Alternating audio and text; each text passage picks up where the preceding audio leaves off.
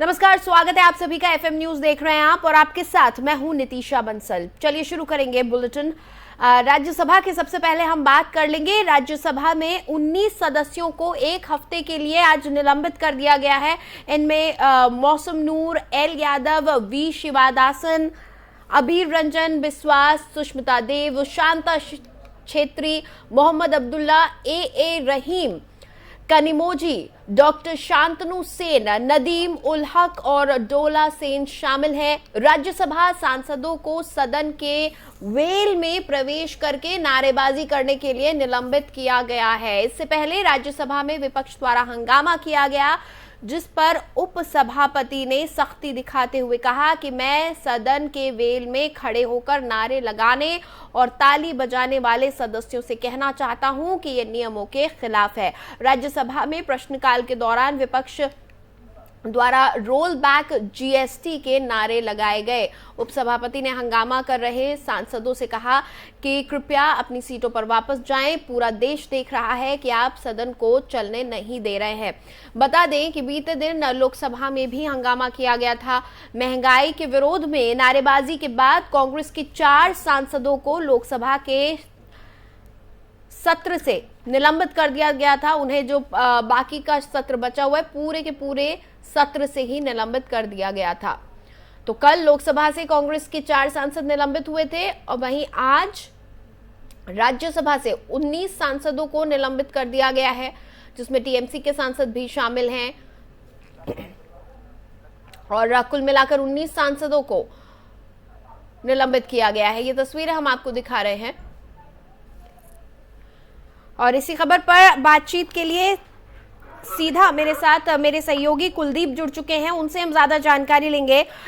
कुलदीप, लगातार ये देख रहे हैं कि विरोध प्रदर्शन किया जा रहा है तमाम जो विपक्षी दल हैं उन सब की तरफ से, लेकिन कल भी एक सख्त कार्रवाई की गई थी। लोकसभा से 4 सांसदों को निलंबित कर दिया गया था पूरे बाकी के सत्र के लिए और आज फिर राज्यसभा में इसी तरह का हंगामा देखने को मिला।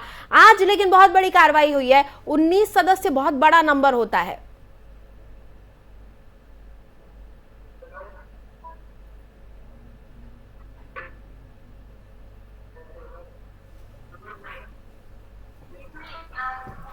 जी कुलदीप,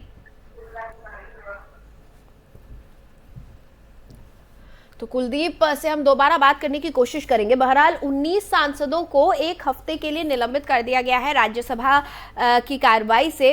दरअसल वो वेल में आकर नारेबाजी कर रहे थे, जीएसटी रोल बैक जीएसटी को लेकर के नारे वो लगा रहे थे। महंगाई को लेकर, जीएसटी को लेकर उनका ये विरोध प्रदर्शन था और उनको उपसभापति ने पहले ही वार्न किया था कि आप सब अपनी सीट पर वापस चले जाइए, लेकिन वो अपनी सीट पर वापस नहीं गए और उसके बाद उपसभापति ने 19 सांसदों को निलंबित कर दिया। कुलदीप एक बार फिर हमारे साथ जुड़ चुके हैं। कुलदीप, लगातार हम देख रहे हैं कि संसद का मॉनसून सत्र जब से शुरू हुआ है हंगामेदार रहा है।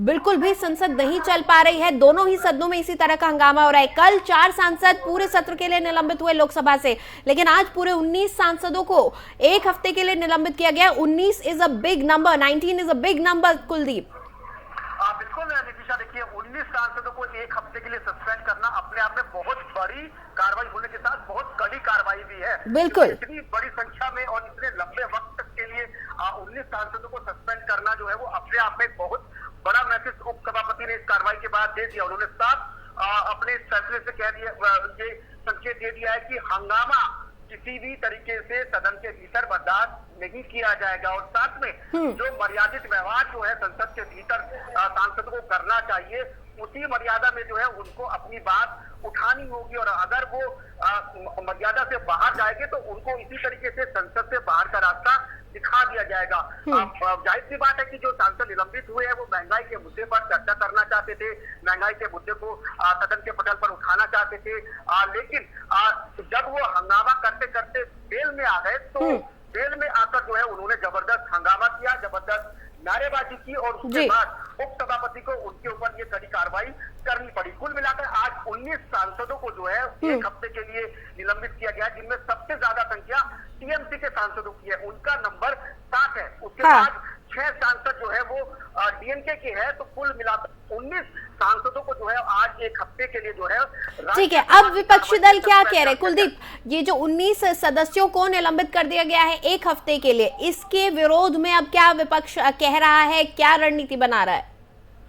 देखिए, जो इन सांसदों का निलंबन हुआ है ये महंगाई के मुद्दे को लेकर ये तमाम सांसद जो है वो हंगामा कर रहे थे और अभी राज्यसभा की जो कार्रवाई है वो कल तक के लिए नितिशा स्थगित कर दी गई है। उसकी वजह ये है कि इनके निलंबन के बाद जो है विपक्षी सांसदों ने एक बार फिर से राज्यसभा के भीतर हंगामा किया, जिसके बाद सदन की कार्रवाई को जो है वो कल तक के लिए स्थगित करना पड़ा। तो जाहिर सी बात है कि विपक्ष भी जो है वो इस मुद्दे पर चुप नहीं बैठने वाला है, लेकिन इस सारी कार्रवाई के बाद जो कैबिनेट मंत्री है पीयूष गोयल, उनका बयान आ गया। उन्होंने कहा है कि महंगाई के मुद्दे पर सरकार चर्चा करने के लिए तैयार है, लेकिन अगर वित्त मंत्री सदन के भीतर नहीं होगी तो महंगाई पर चर्चा कैसे होगी? क्योंकि वित्त मंत्री को ही जीएसटी से जुड़े हुए मुद्दे, महंगाई से जुड़े हुए तमाम सवालों के जवाब देने हैं। और निर्मला सीतारमण चूंकि कोविड पॉजिटिव है और वो सदन की कार्रवाई में इस वजह से हिस्सा नहीं ले पा रही है, तो इसलिए सरकार बिल्कुल। देखिए, एक जायज सवाल और उठता है कि जब वित्त मंत्री वहां पर नहीं है तो चर्चा नहीं हो सकती है फिलहाल,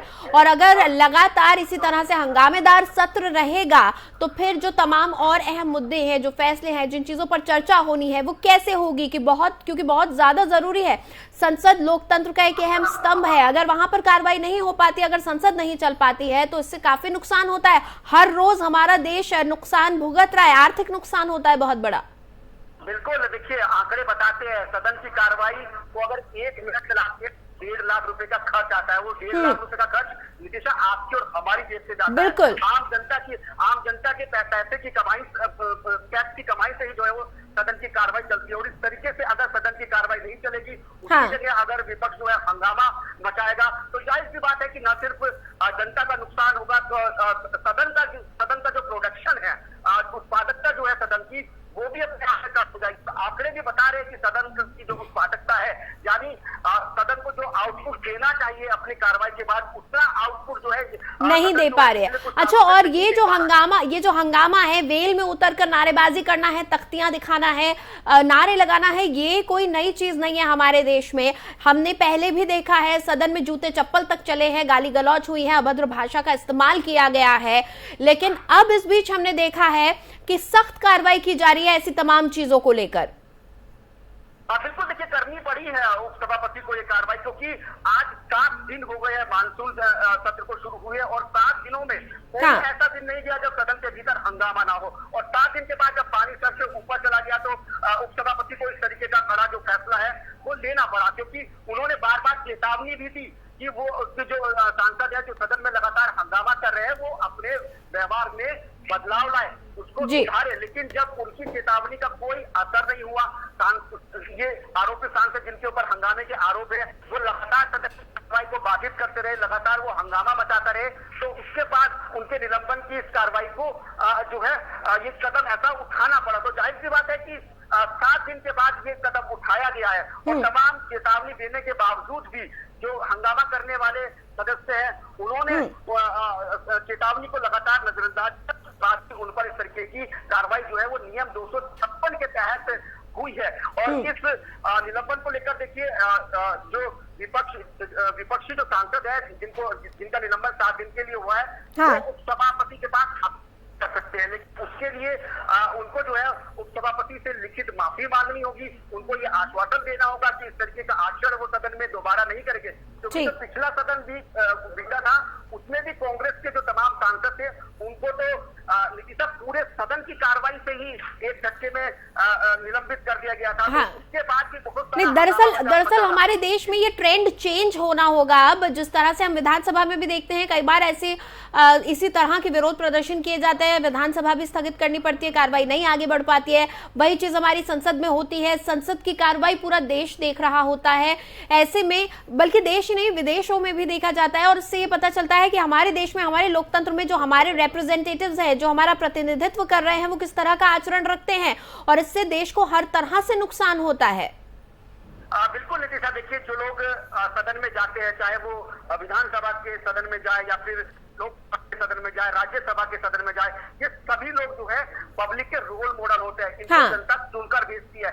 चुनकर किस लिए भेजती है कि ये सदन के भीतर जाए, अपने इलाके की समस्या उठाए, अपने लोगों की परेशानियों को जो है वो सरकार तक इस सदन के मंच के माध्यम से पहुंचाए। हाँ। लेकिन अगर ऐसा नहीं कर पा रहे हैं सदस्य, तो जाहिर सी बात है कि जो सदन की कार्रवाई का जो मकसद है चलाने का, वो मकसद जो है वो कारगर साबित नहीं हो पा रहा है, अपने मकसदों को वो हासिल नहीं कर पा रहा है। और इसके पीछे कहीं ना कहीं दोनों, मुझे लगता है कि दोनों पक्षों को जो है वो समझना होगा कि सदन की कार्रवाई को चलाना जो है वो देश के हित में है, पब्लिक के हित में है। क्योंकि अगर सदन की बिल्कुल, इस वक्त देश में वैसे भी कई अहम मुद्दे उठ रहे हैं।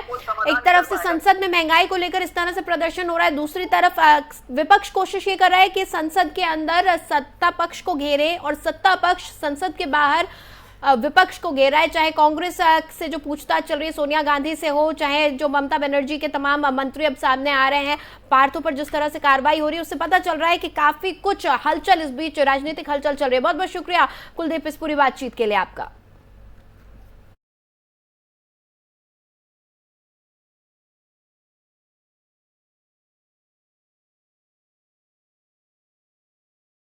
सत्र है वो हंगामेदार रहा है। कल लोकसभा में 4 सांसदों को सस्पेंड कर दिया गया था, कांग्रेस के सांसद थे।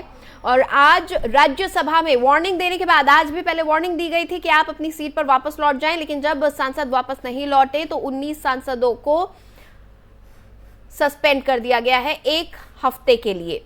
लिस्ट भी लगातार हम आपको दिखा रहे हैं उन तमाम सांसदों की, जिसमें 7 सांसद टीएमसी के हैं, उसके बाद तकरीबन 6 सांसद डीएमके के हैं।